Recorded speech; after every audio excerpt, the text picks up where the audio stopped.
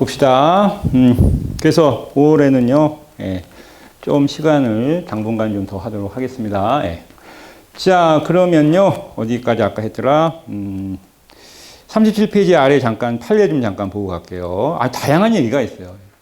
문화라는 건 굉장히 포괄적이고 넓은 의미잖아요, 여러분. 그래서 혼인도 전통 문화고, 우리 고유한 우리의 문화잖아요. 그 혼인이라고 하는 제도 자체도 외국하고는 좀 다르잖아요. 일부 닫혀진 국가도 있고, 그렇잖아요. 자, 빨리 보겠습니다. 핵심만 딱딱딱 해놨어요, 요번 거는. 너무 길고 너무 많아가지고. 자, 거기 굵은 글씨 위주로만 보면 돼요. 동성동본 금혼제. 동성동본 알죠? 금혼제. 동성동본 이제 결혼할 수 있다는 얘기야. 그래서 거기 이렇게 보시면 돼요. 동성동본 금혼제. 이거 헌법 불합치. 그러니까 위헌이란 얘기고. 그래서 행복추구권을 침해했다. 동그라미는 침해했다는 얘기예요. 침해했다. 그리고 자기 책임, 자기 결정권을 침해했다. 거기 1이 아니라 죄송합니다. 동그라미 해놓으시고 평등권도 침해했다 등등. 그 다음에 호주제. 2번에 호주제. 호주제가 뭔지 알죠? 남자 여자 차별한 거잖아요. 아빠가 호주제. 아빠가 집에 주인 대표란 얘기거든요. 그러면 아빠 돌아가시면 엄마가 그 다음 대표를 하는 게 맞잖아요. 근데 엄마가 아니야. 아들이 있으면 아들이 해야 되는데. 남성 가부장적, 남성 중심 사회적 가치. 그래서 이것도 이제 위헌 판결 난 거예요, 위헌. 그리고, 학교 정화구역 내 극장 설치. 그러니까 학교 주변에 극장을 설치를 못하게 해놨단 말입니다. 그거에 대해서 이제 학생들의 행복추구권을 침해한 게 맞고, 영업자, 그냥 극장 설립자, 영업자의 직업 행사의 자유를 침해한 게 맞고, 직업 선택의 자유를 제한한 건 아니다. 딴 데 하면 되는 거니까. 또 표현의 자유를 침해한 것도 맞고 예술의 자유를 침해한 것도 맞다. 그리고 근데 이제 대학 주변은 괜찮지 않냐, 성인이니까. 그러니까 이건 위헌이다. 초중고도 당연히 적용 요자 지우세요. 적용 중지, 헌법 불합치. 이것도 위헌이라고 보시면 되는 거고요. 그 다음에 과외 금지, 대학생 과외 또는 학원 수강 등의 예외적인 경우에만 과외를 허용하는 것은 위헌이다. 이렇게 판단 났습니다. 그 다음에 학원 교습 시간의 제한, 요거는 합헌이다. 이렇게 판단 났고요. 뒤로 넘어가 보겠습니다. 그리고, 요거 많이 나오더라고요. 공연 관람자에게 문화예술진흥기금을 납입하게끔 하는 거. 이 문화예술진흥법 이것도 결국에는 위헌 판단 난 거예요. 이걸 왜 국가가 할 책임인데, 국가가 문화를 갖다가 발전시키고 문화를 보호한다는 건 국가의 책임인데 이걸 왜 개인에게 떠넘기냐 이거죠. 위헌 판단을 난 거고요. 그 다음에 그 6번은 안 봐도 될 것 같고 7번은 좀 보세요. 7번은 자주 나오니까. 이게 좀 어렵더라고요. 이게 뭐냐면요. 문화재 이제 현재 내가 우리나라 문화재를 가지고 있나 봐요. 근데 내 손까지 들어오는 과정이 중요한 거 아니야. 도구를 했어. 누가 도구로 해서 팔아가지고 어떻게 넘어왔는데 내가 그걸 알고 있다. 이게 정상적인 루트가 아닌데 내가 지금 취득했다. 그럼 여러분 상식상 어때야 돼? 이거 몰수해야 돼, 안 해야 돼? 그러니까 이것에 대해서 몰수를 했단 말입니다. 그러니까 이것에 대해서 이제 부당하다고 한 것 같아요. 그래서 밑에 보시면 과잉금지 원칙에 위반되어 재산권을 침해. 이것만 알고 계세요. 재산권을 침해한 게 맞죠? 내가 돈 주고 샀을 거니까. 하지만 이 법률 규정이 명확성을 위배한 것도 아니요. 평등 원칙을 위배한 것도 아니고 형벌 분소급 원칙을 위배한 것도 아니라. 이것도 알아놓으세요. 형벌 분소급 원칙을 위배한 건 아니라는 겁니다. 자, 그리고 직업 선택의 자유를 제한한 것도 아니고 이중처벌 금지 원칙이 위배된 것도 아니야. 딱 하나가 뭐야? 재산권 침해는 인정한 거라고 본 겁니다, 여러분. 자, 그 다음에 오른쪽 날개 보시면요. 자, 구체적인 행위 태양이나 적법한 보유 권한 유무 등에 관계없이 은닉, 보유, 보관된 당해 문화재의 필요적 몰수를 규정한 것은 책임과 형벌 간의 비례 원칙에 위배된다. 자, 그렇죠. 비례 원칙은 아까 위배된다라고 봤죠. 위배돼요. 재산권 침해가 있다라고 아까 봤고요. 그 다음에 마지막 거 보겠습니다. 문화 창달을 위하여 문화예술 공연 관람자에게 예술 감상에 대한 정신 풍요의 대가로 문화예술 지원금을 납입해야 하는 것은 문화국가 이념에 반하는 것이겠죠, 여러분. 국가가 적극적인 노력을 해야 될 영역의 역할을 왜 개인에게 그 부담을 떠넘기냐. 넘어가겠습니다. 자, 이제 기본 질서 얘기 빨리 보겠습니다. 기본 질서.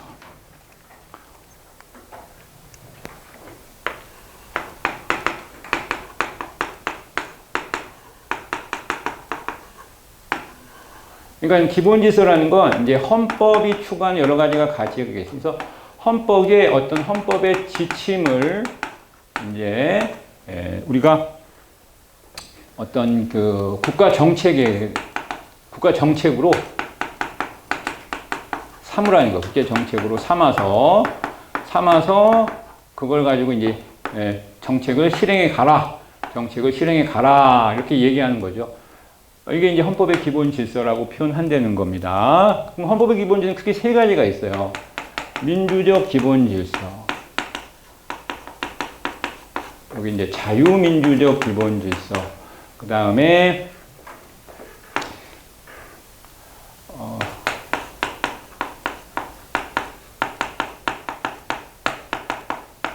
사회적 시장 경제 질서. 그 다음에 국제 평화 질서.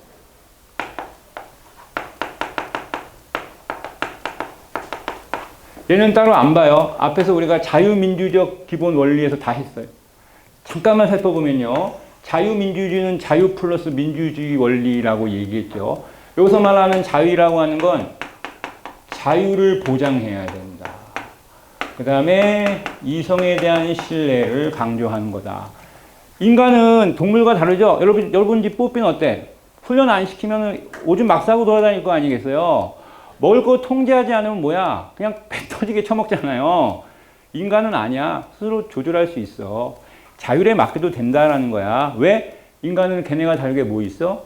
이성을 가지고 있어. 그래서 우리는 우리에게 자유를 보장해줘도 문제가 안 된다. 이런 뜻이 되는 거예요, 여러분. 자, 그 다음에 민주라는 건 뭐겠어? 지배죠. 누구의 지배? 누구의 지배? 국민의 지배. 국민의 지배. 그래서 국민 다수의 뜻에 따라서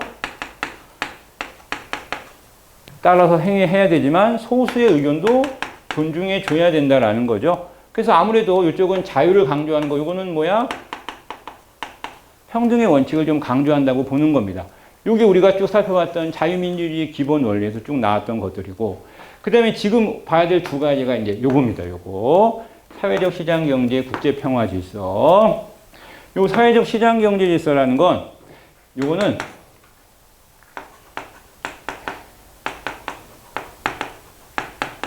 시장 경제 체제를 바탕으로 해서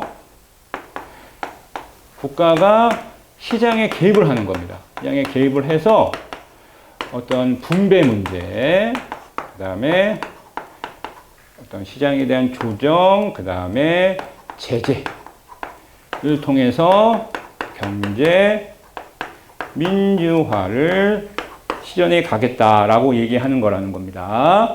그래서 이 사회적 시장 경제 체제라는 건 두 가지예요. 이 시장 경제 체제를 근거로 해야 되고, 그걸 바탕으로 국가가 시장에 개입을 해서 경제 민주화, 즉 사회 정의의 실현, 사회 정의를 실현해 가야 된다라는 거예요. 그런데 얘 두 가지 선생님 뭐 하면 되잖아요. 그런데 이게 아이러니하게도 이 두 가지는요, 물과 불 같은 거예요. 왜냐하면 시장경제 체제를 바탕으로 한다는 건 시장경제 체제를 지켜내고 시장경제 체제를 신뢰하고 시장경제 체제를 보호해야 된다는 얘기거든요. 근데 시장경제의 가장 기본 원리가 뭐죠? 자유경쟁이에요. 니들 알아서 싸워. 이거잖아요. 니들 알아서 싸울 때 좋은 건 누구예요? 능력 있는 애들은 좋죠. 왜? 원하는 만큼 가져가니까. 그게 자유시장 경제의 가장 큰 장점인 거예요. 그러면 이 경우는 국가가 배나라, 감나라 간섭하면 돼요, 안 돼요? 안 되죠. 안 되잖아요. 안 되잖아요. 그런데 얘는 뭐예요? 개입을 하겠다는 거예요. 개입을 하겠다는 거야. 그러니까 이게 애매한 게 뭐야? 이거와 이거 두 가지가 어떻게 보면 물과 불 같은 거예요. 그래서 마치 얘와 얘는요, 어느 한쪽으로 치우치면요, 한쪽이 삐지는 거예요. 이해되죠? 한번 물어볼게요. 이쪽에 지나치게 치중하면 이쪽이 약화된다는 거잖아요. 이쪽이 약화되면 무슨 문제가 생겨? 불평등, 빈곤, 독과점 이런 게 막 생기는 거예요. 그렇다고 또 이쪽을 너무 강화하면 어떤 문제가 생겨요? 경쟁이 약화되겠죠. 시장의 어떤 경쟁력이 약화될 거고, 대기업들 삐지겠고, 돈 많은 사람들 삐지겠고, 자유를 억압당한다고 볼 거고. 그러니까 얘 둘은 되게 어떻게 돼? 물불 같은 거야. 그래서 결론은 이 두 가지를 적절하게 조정해 가야 되는 거야. 그래서 이게 뭐야? 저울같이 해가야 된다. 그래서 여기 보세요. 제가 경제질서 바로 보시면 쟁점 보세요. 자유시장 경제 체제와 경제 민주화를 추구하는 경제주체간의 동그라미 조화. 이 조화를 강조하는 게 되게 중요한 거야. 현 정부가 69시간 노동 근로시간 확대해 간다고 했을 때 누군 좋아? 기업은 좋죠. 기업은 좋을 거 아니야. 생산성이 높아질 거라고 본 거 아니야.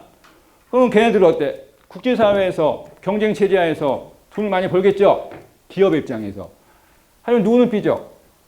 노동자는 삐질 거 아니야. 일 많이 시키니까. 그런 거예요. 그러니까 자유시장 경제 체제하에서는 어떻게 돼?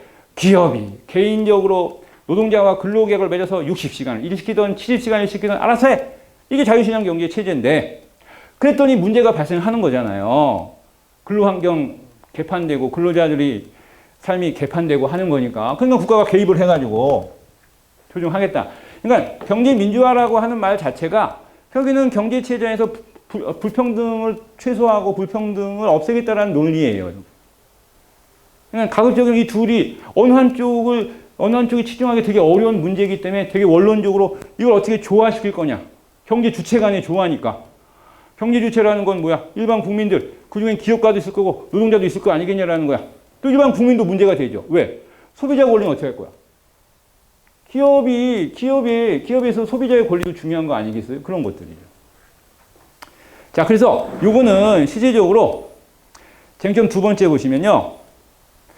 헌법 119조에서 117조에 관련되는 내용들이 요 헌법의 기본 질서와 관련되는 내용들이야. 그래서 이거는 시험에 어떻게 나냐면 그 헌법 조항에 관련되는 하나씩의 판례들을 쭉 정리를 해 놓으실 필요가 있어서 쭉 여기서 해놨습니다. 네. 빨리 볼게요, 여러분. 자, 먼저 119조부터 볼까요? 119조 1항. 대한민국 경제질서는 개인과 기업의 경제상의 자유와 창의를 존중한다. 19조 1항은 뭐겠어? 하나 살펴보면 이거는 옆에다 쓰면 이건 시장경제 체제를 말하는 겁니다. 시장경제 체제에 대한 청계를 강조하는 거죠. 우리가 아까 얘기했지만 우리는 자유민주주의 시장경제가 중요해요. 시장경제가 바로 뭐야? 자유방임주의 하에서 알아서 하라는 얘기가 되는 거죠. 하지만 119조 2항 보세요. 국가는 균형 있는 국민경제의 성장과 안정과 적정한 소득분배, 이게 포인트죠. 적정한 소득분배를 유지하고 시장에 관한 규제 또는 조정도 할 수도 있다 이렇게 봤어요. 이게 바로 뭐야? 국가의 개입을 말하는 거죠. 그걸 우리가 이제 경제 민주화 동안 사회 정의의 실현이다 이렇게 말하는 거죠. 그래서 단순하게 보면 요거는 가급적이면 국가의 시장 개입을 막는 거죠. 국가의 시장 개입을 최소화하는 거고 얘는 국가가 적극적으로 시장에 개입을 해야 된다라는 겁니다. 그렇죠? 단순하게 보면 되게 서로가 앞뒤가 안 맞는 얘기이긴 하죠. 그러면 간단하게 설명은 뭐야? 개입할 영역과 개입하지 않은 영역이 나눠져야 되겠죠. 그렇죠? 개입할 영역과 개입하지 않은 영역이 나눠져야 되겠죠. 근데 나누는 건 좋은데 문제는 요거야. 여기 만나는 데 있죠. 나누는데 만나는 지점이 이제 겹치는 거냐. 그럴 때문에 이제 문제가 발생하는 거야. 살펴볼게요. 자, 먼저 119조 전체 의미 한번 보겠습니다. 당연히 경제질서 일반에 대한 얘기고요. 경제에 관한 기본권의 성질도 있고, 그 다음에 그래서 성질을 포함해서 독자적인 위헌 심사의 기준이 될 수는 없다라고 나누는데요. 자, 이건 뭐 크게 신경 쓰지 않아도 되는데 단순하게 얘기하면 이런 얘기입니다. 자, 기본권의 성질이 포함되어 있다. 기본권의 두 가지를 이렇게 정리하세요. 그 얘기는 지금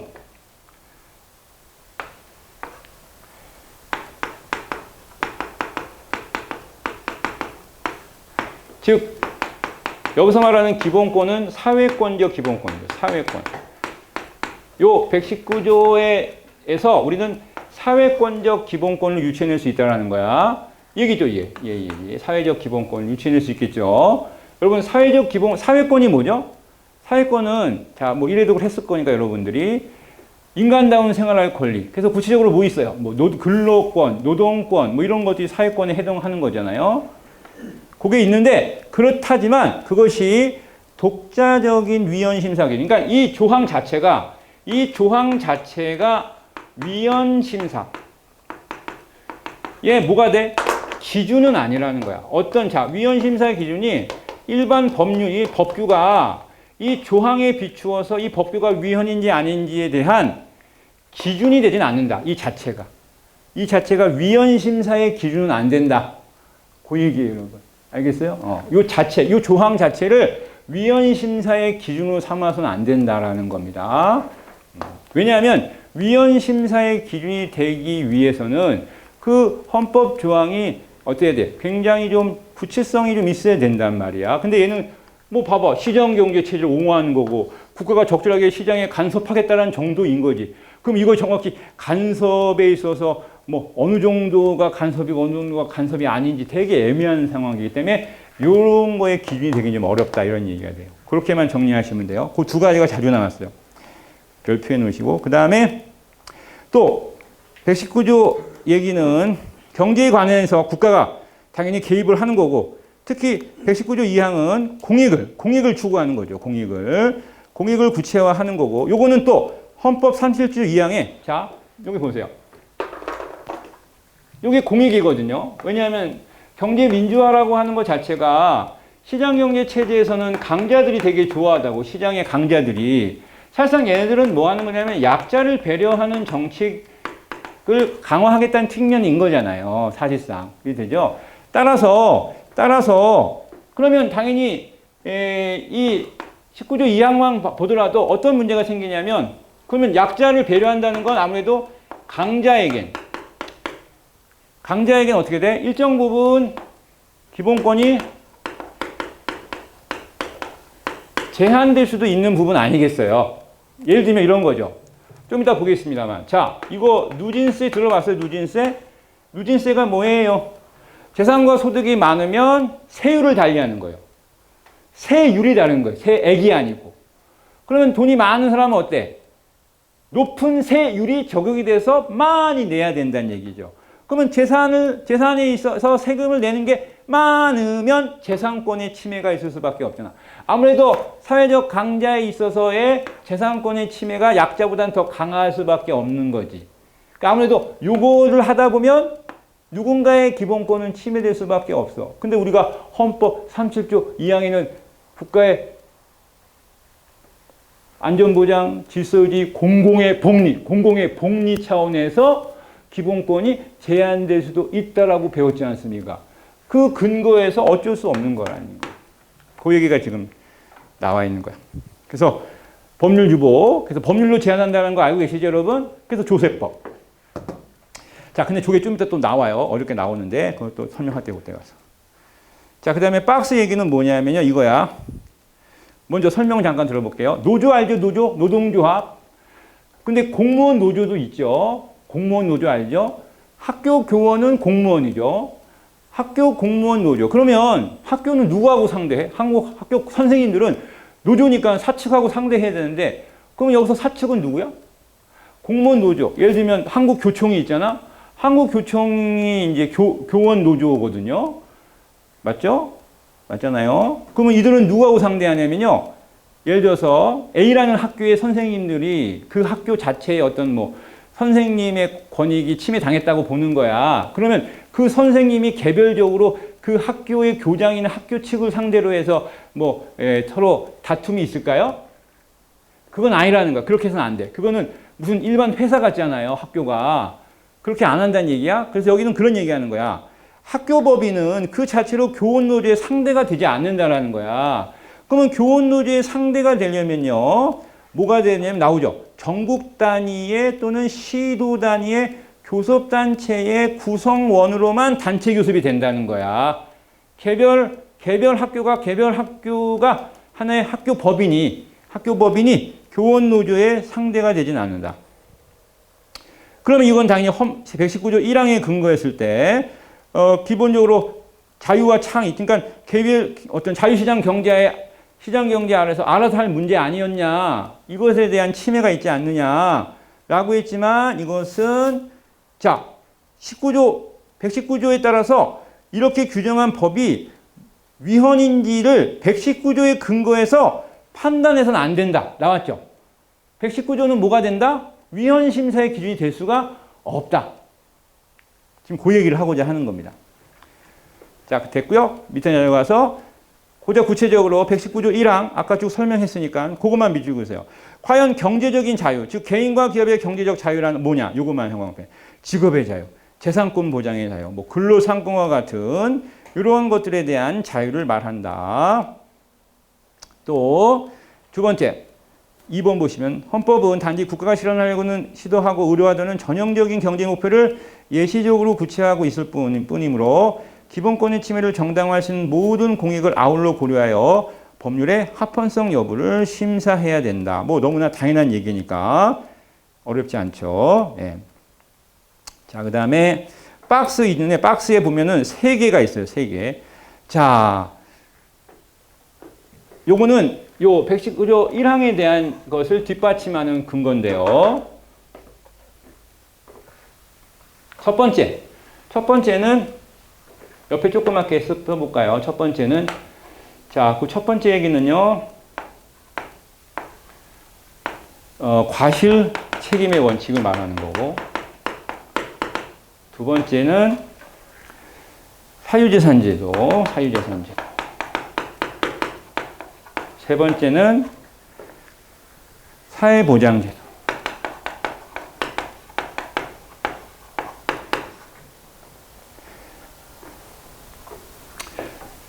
과실 책임은 기본적인 자유시장 경제 체제에 기반을 두고 있죠. 과실, 잘못한 놈이 책임져야 된다.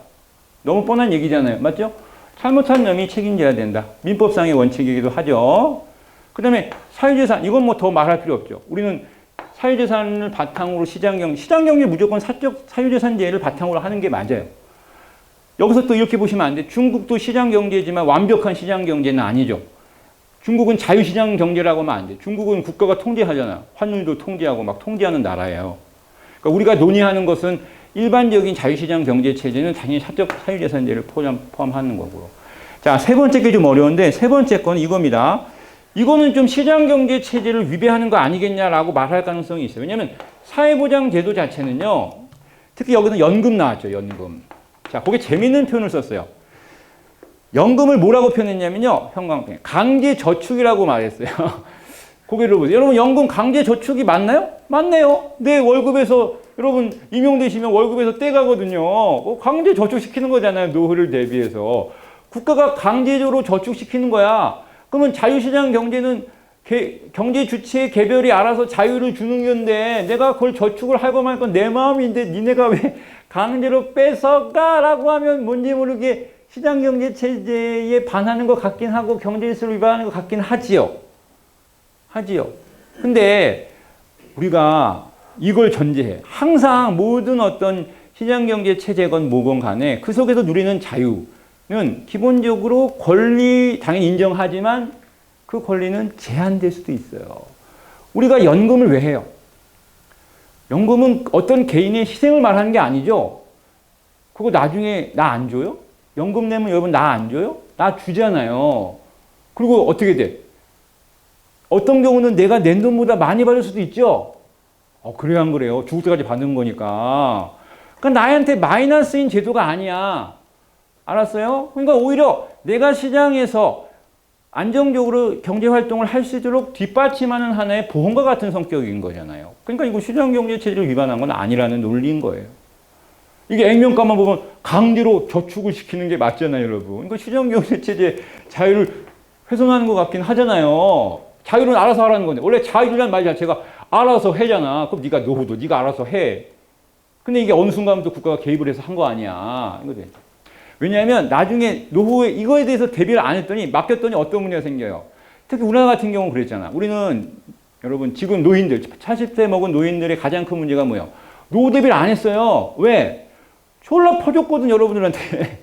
여러분들은 아니구나. 여러분 윗세대들 지금 40대는 부모한테 잘해야 돼. 걔네들은. 왜?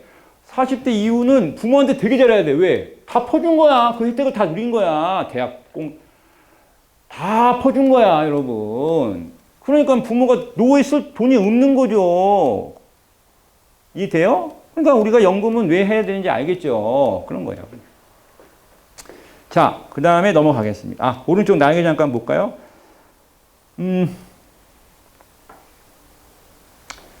날개 맨 위에서도 좀 볼게요. 이거 다 중요한 기출입니다. 자, 재헌헌법은 사기업에서 근로자의 이익 분배 균점권 등을 규정하는 등 기본적으로 밑줄 통계경제 질서요. 이건 뭘 외우냐면요. 시장경제 질서가 아니었다는 거야. 우리나라 헌법 처음 만들 때 경제 질서였다는 거야. 그거 하나 그냥 알아놓으시고 그래서 그 밑에 바로 문제 나와 있네요. 보시면 되고 그 다음에 쭉 내려와서 최저임금제는 현행헌법 9차 개정 때 최초로 도입이 됐다라는 거 좀 알고 계세요. 그 다음에 헌법은 제23조 1항 재산권 보장 규정을 통해 사유재산제를 경제질서의 기본으로 하고 있다. 이거 당연한 거고 그 다음에 119조 2항에 규정된 경제주체 간에 여기 119조 요 밑에 하나 둘 세 개는 119조에 대한 얘기니까 뒤에 넘어가서 119조를 좀 보고 119조 2항을 보고 다시 좀 보겠습니다. 자 40페이지 넘어오세요. 자 119조 2항을 빨리 좀 보겠습니다. 고개 들어보세요. 119조 2항이 뭐라고? 경제민주화, 사회정의. 이게 키워드예요. 국가가 개입을 한다 안 한다.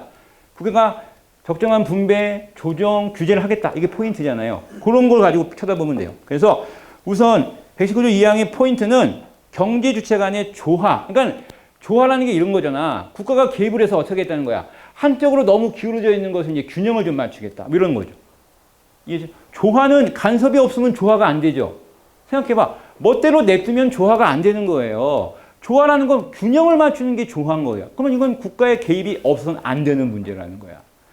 자, 경제 민주화의 이념은 경제 영역에서 정의론, 나오네. 정의란 말, 사회 정의라고 표현한 성의로운 사회 질서를 형성하기 위하여 추구하는 것이다. 그래서 국가의 목표 1, 거기 뿐만 아니라, 이거 중요합니다. 국가의 목표 1뿐이 아니라, 뿐만 아니라, 당연히 국가의 목표이기도 하고, 개인의 기본권을 제한하는 헌법 규정, 특히 별표, 헌법 규정입니다. 이건 일반 법률의 규정이 아니라 헌법상 규정이라는 거. 봐. 별표가 3개 이상이면요. 거의 나온다고 봐야 되는 거야, 이건. 뭐가 나오는 거예요, 선생님? 정리 좀 해주세요. 뭐가 나오겠어? 이건 헌법 규정입니다. 그러니까 우리가 국가가 시장에 개입을 해서 경제정의 실천 또 기본권의 제한에 대한 것들은 일반 법률을 넘어서 헌법적 규정이다라는 걸 꼭 기억하시기 바라고. 자, 그 다음에 구체적인 얘기가 나오죠. 2번에 보면 독과점 규제. 독과점 규제가 뭔지는 알죠? 우리는 이 독과점 규제라고 하는 부분이 이제 시장 경제의 어떤 자유시장 경제 질서를 어지럽히거든. 독과점이 생기면 어떻게 돼? 당연히 소수기업이 시장을 장악하면 소비자도 피해 입고 공정한 경쟁이 어려워지는 거니까. 이건 당연히 규제해야 되는 정책이 당연히 맞겠죠. 자, 그리고 아무래도 헌법 119조 2항은 제한이 많죠. 솔직히 119조 2항은 시장에 개입을 하는 거니까 누군가에게는 그러니까 제한하려고 들어가는 거라고 보면 돼. 오히려. 그러다 보니까 기본권의 제한이 부득이하게 있을 수밖에 없는 거예요. 그래서 3번에 보면 밑줄 긋은 것만 보세요. 기본권의 침해를 정당화할 수는 모든 공익을 아울러 고려하여 법률의 합헌성 여부. 그러니까 이 119조 2항에서 어떤 법률이 위헌 여부를 따질 때는요. 뭐가 중요하다라는 거야. 이게 과연 기본권을 제한할 만큼 공익적 가치가 큰지를 따져봐야 된다. 이런 얘기가 되는 거고요. 자, 그리고 4번. 요거 별표 좀 하세요. 요게 많이 나오더라고요. 요게 뭐냐면요. 우리 경채. 여러분 채용 시험에도 나오는데 경력 채용 시험에도 자, 아까 요거 얘기했죠? 누진세 아까 기억나죠? 누진세. 이런 거예요, 누진세가. 누진세의 반대가 비례세예요. 비례세는 뭐냐면요. 자, 내가 1,000만 원 벌어. 내가 1억 벌어. 비례세는 그냥 10% 딱 적용하는 거야. 그러면 1,000만 원 버는 사람은 얼마 내 세금으로? 100만 원 내는 거고 1억 버는 사람은 그냥 그냥 1,000만 원 내는 거예요. 그런데 누진세는 그게 아니에요. 100만 원 버는 사람한테 만약에 10% 거뒀잖아요. 100만 원, 예를 들어서 1억 이상이 되면, 그러면 1억까지는 10%지만 1억부터는 얼마? 20% 내라는 거. 세율이 바뀌는 거야, 세율이. 알았어요? 그러면 예를 들면 내가 해볼게요. 내가 지금 1억 1,000만 원을 벌어요. 나 세금 얼마 내요? 누진세면. 이러면 안 돼요. 곱하기 20% 하면 틀려요. 그러면 틀리는 거예요. 왜 틀려요? 구간을 봐야죠. 1억까지는 몇 프로? 1억까지는 10%가 적용되는 거예요. 그러니까 이건 나눠야 돼요. 뭐와 뭘로? 구간이 두 개로 나눠진 거예요. 뭐 1억까지의 구간과 플러스 요 1,000만 원의 구간이 나눠지는 거예요. 알았어요? 그래서 1억까지는 세율이 몇 프로가 적용이 돼요? 10%가 적용이 되는 거예요. 10%. 그리고 요 오바되는 1,000만 원은 몇 프로 적용돼야 돼? 요건 20%가 적용돼야 되는 것이 누진세예요. 알겠어요? 그러면 분명히 비례세도 돈을 많이 버는 사람이 세금을 많이 내는 건 맞긴 맞지만 상대적으로 어떤 게 더 돈이 많은 사람한테 부담이 돼요? 얘가 훨씬 더 부담이 되겠죠. 맞아, 안 맞아? 아까 봐. 아까 만약에 비례세 10%였으면 어떻게 돼? 얘는 1,000만 원만 내면 되잖아. 1억 1,000이라고 해봤자 1억 1,100만 원만 내면 되는 건데 여기는 얼마가 내? 여기까지는 10%니까 얼마? 1,000만 원 내죠? 플러스 얼마? 20% 적용이니까 2,000만 원. 그러면 1,000만 원 더 내, 뭐 이렇게 되는 거죠. 알겠어요? 그래서 누진세가 아무래도 부담이 더 클 수밖에 없는 거예요. 알겠습니까? 그런데 선생님, 그러면 경제 민주화를 위해서는 누진세가 훨씬 더 좋은 거네요. 누진세를 통해서 부사들한테 돈을 많이 부담시키면 되는 거 아닌가요? 그렇게만 볼 게 아니라는 거야. 알았습니까? 그래서 지금 여기 나와 있는 4번 이거야. 누진세가 경제 민주화 시전에 좀 더 적정한 세율이라고 판단하는 그 자체도 입법자들의 재량이라는 거야. 알겠습니까? 이것을 무조건 누진세가 옳다라고 하면 안 되는 거죠. 생각해봐. 누진세를 적용하면 분명히 단점이 있잖아요. 어떤 단점? 부자들은 세금을 더 많이 내야 되는 거예요. 그래, 안 그래요? 분명히 비례세도 부자가 세금을 더 많이 내기는 하잖아요. 그러니까 누진세를 할지 비례세를 적용할지는 입법자의 재량의 문제지 반드시 입법자에게 누진세를 적용해야 된다라고 강제할 수는 없다. 기속시킬 수는 없다가 요 4번이고 시험에 아주 많이 나오는 거예요. 자, 읽어보세요. 자, 헌법 119조 2항이 국가의 경제 영역에 실현해야 할 목표 하나로서 적정한 소득의 분배를 두고 있는데 이 적정한 소득의 분배에 가장 좋은 정책이 세금 정책이거든요. 그래서 나오죠. 누진세율에 따라 종합과세를 시행해야 할 구체적인 헌법 의무가 조세 입법자에게 부과된다고 하면 안 돼.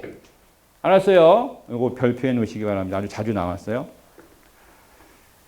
자, 그 다음에 요까지가 119조 얘기예요. 그 다음에 120조 빨리 보겠습니다.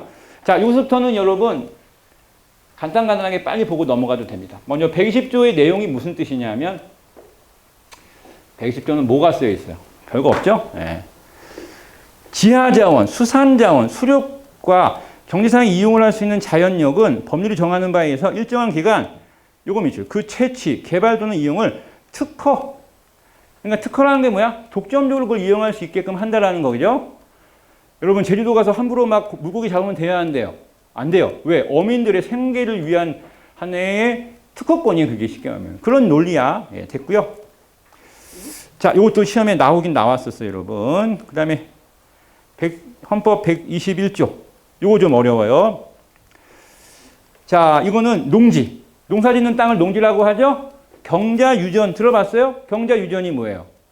실제로 농사 짓는 사람이 그 땅을 소유해야 된다는 논리라는 거예요. 그래서 농지는 함부로 매매가 안 돼요. 일반 땅은 당연히 자유롭게 매매가 되지만 농지는 농사 짓지 않은 사람들한테 안 팔아요. 안 팔아요, 여러분. 그리고 당연히 이건 너무 안 해도 됩니다. 소작농 인정이 안 해. 지금은 소작농을 금지해요. 소작이라는 개념 자체가 의미 없어요. 소작을 위해서 뭐 농지 거래 또는 농지의 어떤 불황 이런 건 안 된다는 거야. 그 얘기가 바로 121조 1항에 대한 얘기야. 그래서 경자유전 원칙, 농지의 소작제도 안 된다. 그러니까 소작이란 말은 땅 주인이 직접 농사 안 짓고 남에게 농사시킨다라는 얘기죠. 경자유전 원칙에 안 맞잖아요. 그 다음에 2항 중요해요. 2항은 잘 봐. 그런데 농업 생산성의 제고와 농지 합리적인 이용을 위하여 불가피한 사정이 발생해서 예를 들면 땅 주인이 아파. 죽을 병에 걸렸어. 땅 놀지. 그럼 어떻게 돼? 강제로 매매 팔아야 되나? 그것은 없잖아. 이럴 때는 어떻게 돼? 임대차와 위탁경영. 여러분 그래서 이런 땅들은 국가가 관리를 해서 위탁경영도 맡겨요. 여러분 혹시 농사 지을 마음 있으면요. 굳이 땅 안 사도 돼요. 국가 이런 거 관리하는 데가 있어요. 거기 들어가면요. 아주 싼 값에 내가 땅을 이용할 수 있어요. 뭐 1년에 그 땅 사용료가 뭐 몇십만 원도 안 하는 땅이 있어요. 그걸 내가 어떻게 하는 거야? 그러니까 그런 땅은 노는이 그러니까 국가 땅도 있고 국유지도 있고 이런 식의 위탁 경영을 맡은 경우도 있고 그러면 일정 부분 수익을 이제 주는 거야. 이런 경우. 이런 부득이한 이건 소작의 개념이 아니라는 거야. 이거 좀 알고 계시기 바랍니다. 시험에 많이 나왔어요. 이것도. 예. 임대차 위탁 경영이 그러니까 임대차가 이렇게 나오죠. 임대차가 절대 안 된다. 땅 빌려주는 거 절대 안 된다. 아니다. 땅 빌려줄 수도 있다라는 거야. 그러면 이건 경자유전의 원칙에 위반되냐? 불가피한 경우 그럴 수 있다라는 얘기가 되는 거. 그게 자주 나왔어요. 오른쪽 날개에 있습니다. 오른쪽 날개에 보면요. 자, 시간이 없어서 여러분 오른쪽 날개에 어디 있죠? 거기.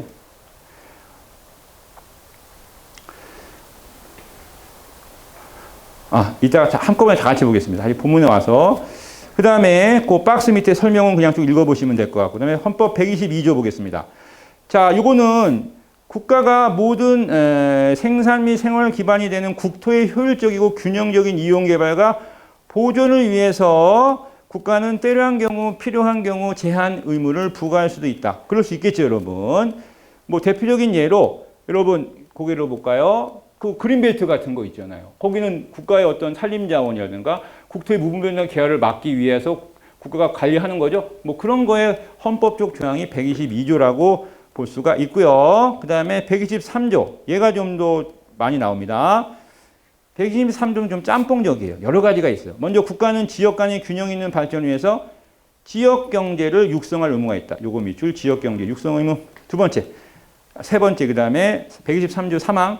국가는 중소기업 보호 육성. 요것도 밑줄. 그 다음에 4번. 특히 4번 좀 별표해서 자주 나와요. 국가는 농수산물의 수급 균형과 유통구조의 개선을 노력하여 가격 안정을 도모함으로써 요거 형광펜. 농어민의 이익. 이게 시험에서 소비자의 이익을 보호한다로 많이 나왔어요. 근데 이게 많이 당한다? 왜 그래요, 여러분? 그 앞에 보면 이런 말 나오죠. 가격 안정을 도모한다. 이런 말 나오잖아요. 왠지 가격이 안정적이면 누구한테 좋아? 소비자한테 좋잖아. 맞긴 맞죠? 소비자한테 좋아요. 그러다 보니까 소비자의 이익을 위해서 국가가 하는 것 같은데 아니에요. 이거는 누굴 위해서야? 농어민의 이익을 위해서야. 왜냐하면 고개를 보세요. 여러분 농민들이 가끔 가다가 뭐 배추 농사 진 농민이 갑자기 배추를 다 갈아 엎는 경우가 있죠. 왜 그래? 배추를 막 갈아 엎어. 안 팔고. 왜? 팔아봤자 안 남는다는 거야. 왜? 너무 배추가 많이 생산이 된 거지. 농사는 인간의 의지와 상관없는 영역이잖아. 그렇지 않아요? 왜? 농사는 하늘의 뜻이잖아, 솔직히. 그러다 보니까 가격이 어때? 막 난리를 치는 거야. 그러니까 농사는 이게 안 돼. 시장 가격이 높다고 해서 농민들이 야! 어디서 배추 좀 더 가져와봐. 이게 안 되잖아.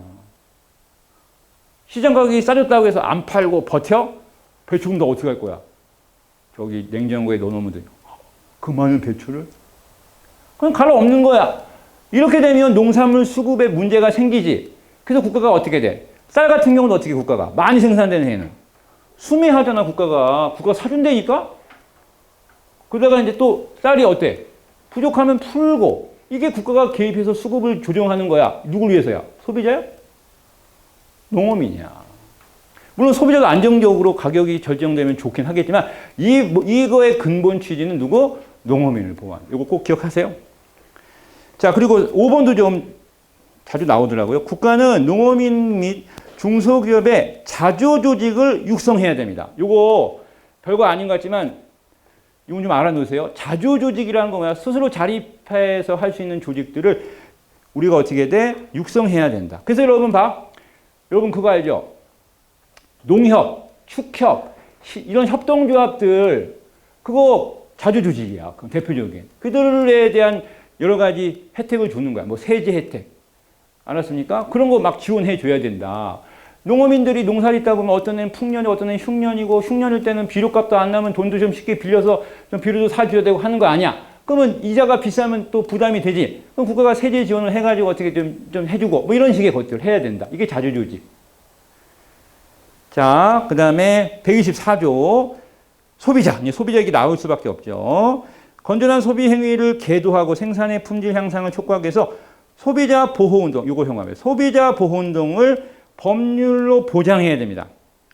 법률의 동그라미. 헌법이 아닙니다. 법률로 보장한다. 헌법이 아니고 법률로 보장한다. 자, 근데 소비자 보호운동이 굉장히 추상적인데 요거 이제 시험에 어렵게 나와요. 그럼 구체적으로 소비자 보호운동의 어떤 범위와 영역과 구체적인 모습은 어떤 건지 밑에 쭉 나오는데 자, 보세요. 소비자 보호운동이란 공정한 가격으로 양질의 상품 또는 용역을 적절한 유통구를 통해 적절한 시기에 안전하게 구입하고 사용할 수 있도록 소비자의 권익을 증진하는 목적으로 구체화한 이거 외우지 않아도 돼요. 이거는 여러분이 그냥 상식으로 보면 돼. 그런데 이것도 중요해. 그래서 어떻게? 밑줄 단체를 조직할 수 있게 해줘요. 단체. 그리고 마치 근로자들처럼 뭐해? 단결권, 단체 행동권 이런 것도 인정해줘요. 단체 행동권, 단체 단결권, 단체 조직하는 게 단결권 행사죠. 단체 행동도 인정해줘요, 여러분. 그 단체 행동의 가장 대표적인 예가 뭐냐면요. 한 장 넘겨볼게요. 바로 소비자 불매운동. 자, 다음 페이지 불매운동의 별표하고 자, 별표 2개 돼 있네요. 시험에 많이 나왔다는 얘기입니다. 다음 페이지 봐야죠. 41페이지. 자, 그러면 불매가 뭐야, 불매? 사지마! 이거잖아. 사지마 이거잖아, 사지마. 여러분 고개를 보세요. 사지마라고 보면 기업의 입장에서는 빡 도는 얘기 아니야? 이거 기업의 입장에서 이거 뭐 하는 짓이야? 이거 당연히 소송감 아니에요. 근데 소비자들이 하는 불매운동은 국가가 인정해 주겠다는 얘기야. 이해됐어요, 여러분? 잘 봐야 돼. 그래서 보세요. 소비자의 권익이라는 원칙. 자, 권익이야. 그러니까 불매운동의 목적은 당연히 소비자의 권익 보호야. 사업자가 제공하는 물품이나 용역의 소비 생활과 관련된 것으로 상품의 질이나 가격, 유통구조 안전성 등 시장의 이익에 국한된다. 국한동을. 그러니까 불매운동이라고 하는 게 이러한 범위 내에서 하는 불매운동은 인정한다라는 거야. 그래서 보통 소비자 불매운동할 때 이렇게 하면 안 돼. 이러한 근거 없이 야 무조건 사지 마. 이거 걸려. 근데 이런 거죠. 이 회사 제품의 사실적인 내용이잖아. 이 회사 제품의 질이 어떻고 그래서 이래가지고 피해 사례가 있었고 이런 구체적인 사실관계에 근거해서 말하는 소비자 불매운동은 소비자 권익을 위해서 필요하다. 왜냐하면 그런 제품을 사용하면 또 다른 제2의 제3자의 피해자가 있을 수 있다는 얘기죠. 근데 이러한 조항이, 이러한 목적이 아닌 상황에서의 불매는 당연히 위법이겠죠. 그래서 이거 불매운동 자주 나왔다는 거 기억하시기 바랍니다. 자, 그 다음에 그러면 이런 소비자 운동을 뭘로 볼 것이냐. 그래서 요걸, 자, 요 3번은 잘 봐야 돼요. 두 번째를 보세요. 소비자 불매운동을 선택하는 경우도 있을 수 있고 이러한 소비자 불매운동은 역시 헌법 124조는 아니더라도 헌법 21조에 따라 보장된 형광펜 표현의 자유로 봐야 된다. 정치적 표현의 자유고 헌법 10조에 내재되어 있는 일반 행동 자유. 이건 좀 암기하세요. 소비자 불매운동은 정치적 표현의 자유일 수도 있고 알았습니까? 또 하나가 헌법 10조가 뭐야? 행복추구권이잖아. 행복추구권에서 도출되는 일반 행동 자유권에도 근거할 수 있다. 이거는 외워놓으시기 바랍니다. 그리고 헌법 124조에 따라서 소비자 운동의 요건이 갖추어지지 못하더라도 이거 좀 알아놓으세요. 만약에 소비자 운동의 요건이 갖추지 못하더라도 그 이유만으로 헌법적 보호가 주어지지 않는다. 이건 아니라는 거야. 요건을 갖추지 못하더라도 헌법적 보호를 받지 못하는 건 아니라는 겁니다. 요거는 특히 좀 알아놓으시기 바랍니다. 자, 박스 볼게요. 소비자 기본법. 자, 소비자 기본법. 요거는 단체 소송. 자, 이거는 뭐냐면 소비자 단체. 아까 단결권 있잖아. 그들이 단체 이름으로 소송을 거는 거야. 소비자 단체. 가능하다, 불가능하다? 가능하다. 그러니까 소비자 개인이 아니라 단결권 인정했으니까 단체로 소송도 가능하다라는 거죠. 그 얘기를 지금 하고 있는 거니까 읽어보시면 돼요. 그러니까 요거는 뭐만 기억하면 돼. 소비자 단체도 소송의 주체가 될 수 있다 없다. 있다만 정리하시면 돼. 오케이. 자, 그럼 오른쪽 날개 보세요. 소비자 단체 소송 제도는 소비자 단체에게만 원고 적격을 인정하고 있지만 경쟁 질서의 확립보다 소비자 보호 기능에 중점이 맞추어져 생산자의 침해 행위를 금지하거나 중지하도록 요구하고 손해배상까지 청구할 수 있게 되어 있다. 이건 아니죠. 손해배상, 소비자의 권익을 위해서 소비자의 생명, 신체, 재산에 대한 권익을 직접 침해당했을 때 소비자의 권익의 침해에 대한 금지, 중지를 하는 소송이지 지금 문제처럼 생산자에게 생산자의 침해 행위를 금지하거나 중지하도록 요구하는 손해배상에 대한 얘기는 아니라는 겁니다. 요거 별표 좀 하시기 바랍니다. 잠깐 올게요. 앞에 와서 날개 잠깐 정리하고 갈게요. 날개. 자, 국가는 농수산물의 수급 균형과 유통구조 개선에 노력하여 가격 안정을 도모함으로써 이거 틀렸죠. 소비자의 이익이 아니고 농어민의 이익 또 나와. 밑에도 같은 거야. 123조 5항 쭉 읽어보시면 위에서 하나, 둘, 셋, 넷, 다섯, 여섯 번 줄에 국가가 농어민의 자조조직이 문제구나. 자조조직을 적극적으로 육성해야 될 의무 있어요. 의무 있습니다. 의무가 있다고 볼 수는 없다. 의무까지 있다고 볼 수 없다. 그럴싸하잖아요. 의무까지 있다고 볼 수 없다. 그럴싸하잖아요. 의무까지 있는 겁니다. 알았습니까? 이거 의무까지 있다라는 거 꼭 기억하세요. 그래서 아까 얘기했잖아. 이 자조조직에 대해서 국가가 그걸 보호하고 육성이라는 단어는 뭐예요? 만약 하나 농어민이 자조조직을 만들지 않고 있어. 그러면 자조조직 만들 수 있도록 적극적으로 지원을 해줘야 된다는 거야. 자조조직은 뭐냐면 농어민 수로가 여러 가지 농어민 활동을 함에 있어서 자립적인 농어민 활동을 할 수 있도록 국가가 적극적으로 자리를 마련해야 된다는 얘기지. 만약에 이걸 육성하지 않으면요, 국가에 대한 부담이 더 커질 수밖에 없잖아. 예를 들면 이거야. 흉년 들고 풍년, 야, 무슨 옛날에 조선왕조야? 국가가 막 구슬미를 풀고 막 이래야 되냐고. 스스로가 알아서, 자, 만약에 올해 농사가 좀 안 됐어. 자, 채소 농사, 밭농사 하시는 분 안 됐다고 쳐봐. 아니, 또 자연재해. 그러면 이거는 자조조직이 있으면 어떻게 돼? 자연재해에 대한 무슨 예방을 위해서 미리 보험제도도 있을 거고. 이런 것들을 스스로가 어떤 여러 가지 경제적 자립을 위해서 그런 걸 만들어 놓는 건 국가도 되게 좋은 거예요, 여러분. 그걸 육성할 필요가 있다는 거죠. 그 얘기예요, 그 얘기. 자, 그 다음에 그 아래 토지거래 허가 자체는 위헌이라고 볼 수는 없지만 무허가 토지거래 계약의 사법상의 효력을 부인하는 것은 과도한 기본권 제한이라는 헌법에 위반된다. 위반되지 않겠죠. 대놓고 무허가 토지거래라며. 이거는 안 봐도 돼요. 당연한 거. 그 다음에 이것도 나왔네. 소비자의 이익이 아닙니다. 이거 농수산물 수급은 소비자의 이익이 아니고 농어민의 계속 나오죠.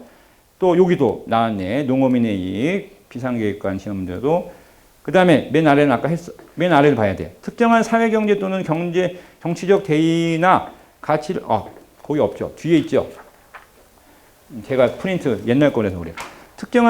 요거 봐봐. 특정한 사회경제 또는 정치적 대의나 가치를 주장 옹호하거나 이를 진작하기 위한 수단으로서 선택하는 소비자 불매운동은 헌법상 보호받을 수 있죠. 보호받을 수 있겠습니다.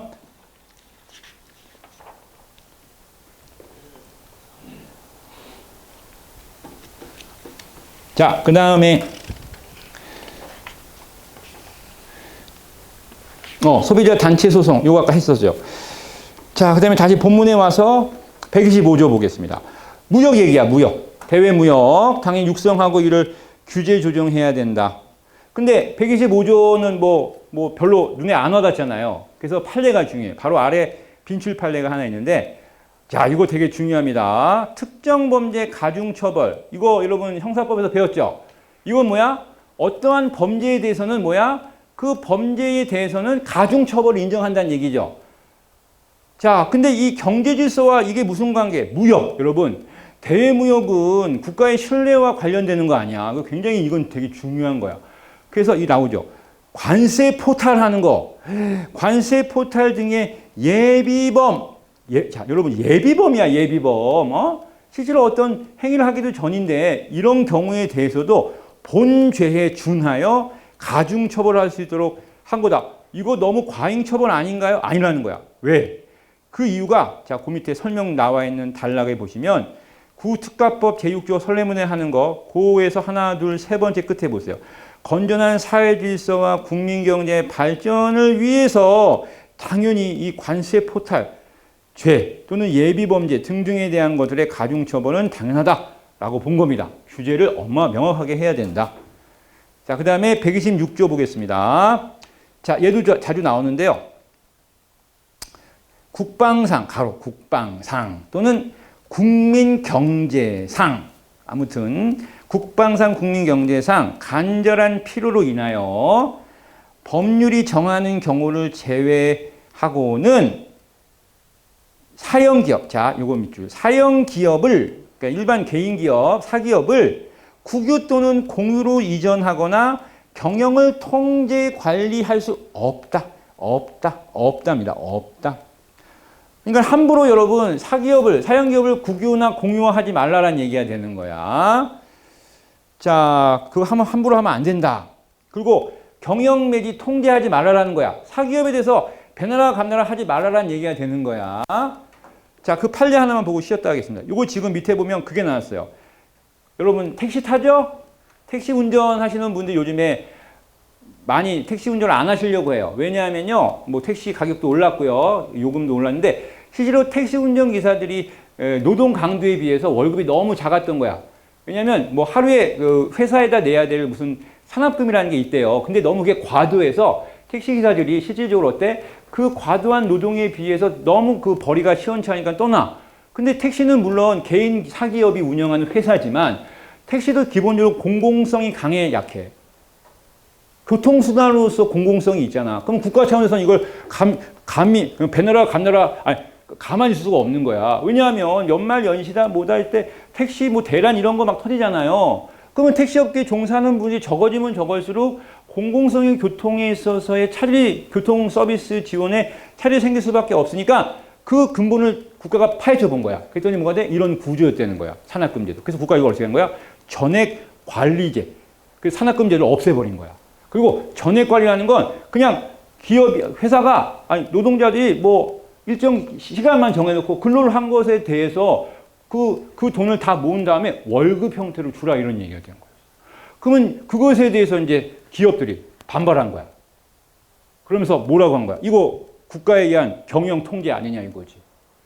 근데 사실상 이것은 이제 산학금 제도를 병폐들 그리고 교통에 대한 국민적 어떤 공익적 교통수단이니까 공공재로서의 어떤 서비스 이런 복합적인 차원에서 필요성에 의해서 한 제도라는 겁니다. 그래서 바로 방금 얘기했듯이 산학금지 전액관리제가 바로 그거야. 읽어보시면 됩니다. 오른쪽에 시험에도 나왔었어요, 여러분. 거기 읽어보시면 그것만 보고 쉬었다 그래요. 자동차 운수사업법상 운송수단 수입금 전액관리제를 인하여 사기업은 그 본연의 목적을 포기할 것을 강요받을 뿐만 아니라 기업 경영과 관련하여 국가의 광범위한 감독과 통제 및 관리를 받게 되므로 위 전액관리제는 헌법 120조 사형기업의 국유 또는 공유 이전하는 것에 해당한다. 아니죠. 전액관리제라고 하는 부분이 국가가 이것을 갖다가 공유와 국유하는 건 더더욱 아니죠. 또 경영통제라는 측면도 볼 필요가 없다라는 얘기를 아까 방금 한 겁니다. 오른쪽 날개 보시면 되실 것 같습니다. 자, 잠깐 쉬었다가 이어가도록 하겠습니다, 여러분.